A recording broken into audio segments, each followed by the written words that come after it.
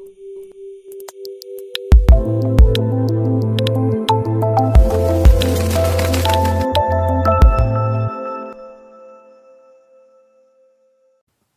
علیکم دوستوں، امید کرتا ہوں آپ سب خیریت سے ہوں گے۔ میرا نام ہے نمان اختر اور آپ دیکھ رہے ہیں اوریجنل جیمز۔ آج میں آپ کے لیے لایا ہوں ایرانی شجری فیروزے کی ٹاپ کوالٹی۔ یہ 100% نیچرل ایرانی فیروزہ ہے۔ آپ اس کے اندر قدرتی نشان دیکھ سکتے ہیں، سلور کلر کے نشان بھی آپ کو نظر آ رہے ہوں گے اور ہلکے سے گرین کلر کے نشان بھی آپ کو نظر آ رہے ہوں گے۔ ایرانی شجری فیروزے کی ٹاپ کوالٹی ہے۔ اس کا آپ لاکٹ بھی تیار کروا سکتے ہیں اور کچھ لوگ اس کو رنگ میں بھی پہننا پسند کرتے ہیں، شیپ کو۔